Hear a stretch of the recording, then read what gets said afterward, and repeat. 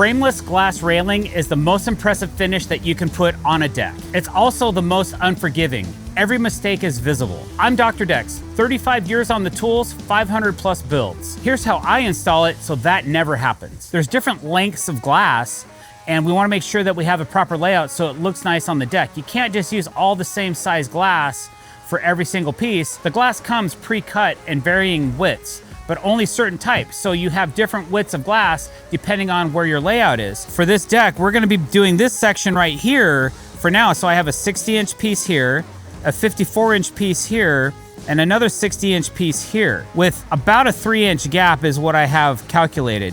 So what we have to do is mount the pods to some sticks that I made with a 6-inch overhang. This stick here, it represents the width of the glass. So there's varying widths, like I said. So this one is 54 inches, and then we have some at 60 inches. So what I'm gonna do is I'm gonna mount with a 6-inch overhang. I already have it figured out. I marked this at 6 inches. If I draw a straight line down, it's gonna be right at the base of this pod. So I'm gonna go ahead and cinch that. And this is temporary, but it helps keep our pods aligned and the proper gap and spacing that we need to install them. Then I'll come to the other side and I'll kind of do the same thing.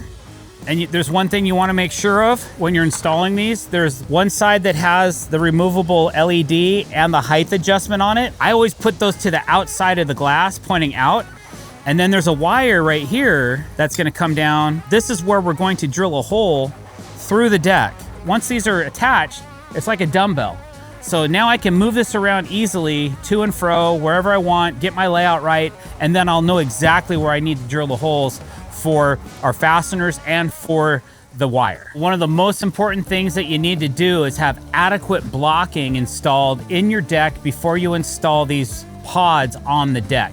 So what we did is we took solid 4x6 framing of chunks of wood, and we sandwiched them in between two 2x10s so that we have 5.5 inches of solid blocking plus an inch of decking, which doesn't have any structure at all. Decking doesn't count when you're trying to get a decent amount of support for the railing. It's very important that you follow the manufacturer's installation directions and use the proper size fasteners, the proper type of fasteners, and the proper amount of blocking. That's a minimum of 3.5 inches up to 6 inches deep, sometimes deeper, but the fasteners we use are anywhere from 5 to 6 inches. So that is critical because remember, you only have these two pods that are holding up a really thick piece of glass, and we have to have seismic and wind loads. It's not something that you can just put like a 2x8 flat and expect to attach to that. That's not enough support. You got to add solid blocking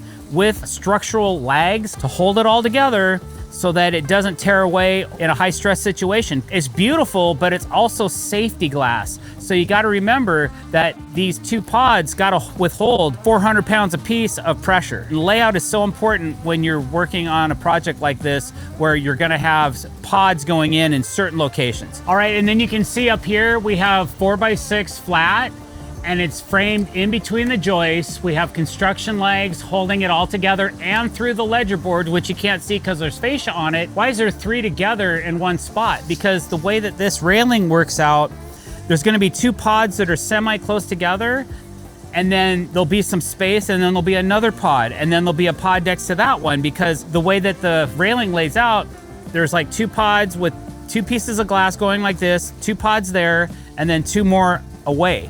So you just want to make sure you get your layout right so that when you do the install, that all the mechanics are right, that all the blocking's in the right place, and that they're well installed into the frame so that once you install those down to the deck, they will hold that glass stable. We've come to the part where we have to change the elevation of the glass. This is a product called Regal Ideas, and they made it really easy for us to get the elevations correct, because sometimes the panels, because of the deck heights may vary, or the glass even may vary just a tiny little bit. We want to make sure that as these pieces come across, that they're at the exact same height. This one's about a 32nd, maybe a 16th higher than this one. So I'm gonna drop this panel just a little tiny bit to get it to go in line with the top. Sometimes it's more, it could be up to 1/4 inch. So you have to adjust the heights a little bit in the bases before we plumb the glass and get it nice and level. I have a bit on a 90-degree bit so that I can put it inside of the pod, and makes it easier than trying to put this in here and turn it right and left. So it's counterintuitive. To get the glass to raise up, you got to put it in reverse, but to get the glass to go down, you have to put it in forward. So I'm gonna just slowly drop this a little bit and double check it up here. And that looks really good. Elevation is now set, and the next step will separate a clean install from one that will bother you every time you look at it. Now that the elevation is set, we need to plumb the glass. We really want it to match this piece of glass as well. So we're gonna start by making it level, but if it's not in line with this piece, sometimes you have to tweak it. It's easy to do because there's 2 adjustment screws on each side of the pod. You screw these in and out to make the glass go like this.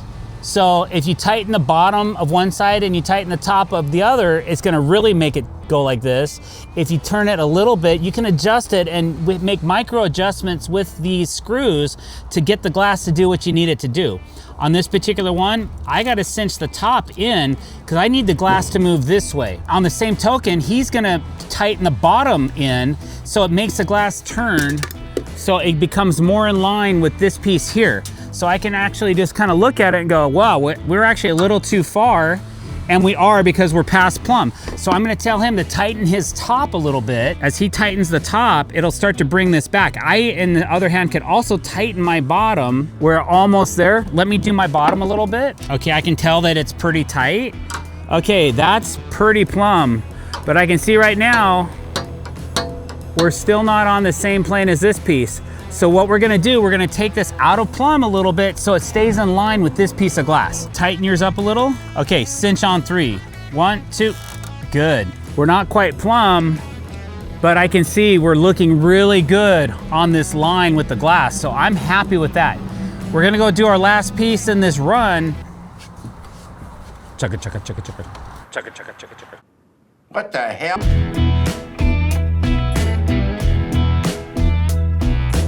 All right, so as I look down this line, it looks pretty good. But in my opinion, this piece of glass is just sticking out a little bit this way. Now we do have a part that clamps these 2 pieces of glass together, but I like to make sure that these are as plumb as I can possibly make them before I put those parts in and before we finish the system. So I'm gonna go ahead and give my top screw just a little extra love. And there you go. That looks pretty good now. Okay, maybe just a little bit more after taking a longer look at it. And then to me, this one also looks like it could go over just a little bit on this top right here. So I'll go ahead and cinch that a little bit more. And that looks pretty good. The panels are locked. There's just one more thing, and most people won't even realize it until the job is done. Crucial part, you gotta be careful that you don't pinch the wires while you're installing the pods. This has happened to us before in the past, so it's just something I want to share with you. That's why I like to run my wires through this way instead of from the side. Like there's a couple open areas you could drill a hole here instead, but I find that those are in the way of the joist. This way I can really see what I'm doing. As you flip this over, you want to make sure the wire doesn't get bunched up on the bottom of the pod. That can actually cut power. It can affect it in the future, or it might not work when you're ready to fire it up. So those look good. We can seal this up, and then we're ready to install the fasteners on this run. So this is what it looks like from below when those wires come through the framing. It would be substantial if you have to go back and start ripping the pods out after you've already set all the glass and all that stuff. So just make sure that that wire path is correct and that everything is hanging down properly before you set the glass. Do it this way and the glass will look exactly like it should every time somebody walks onto the deck. I'm Dr. Dex, your prescription for quality.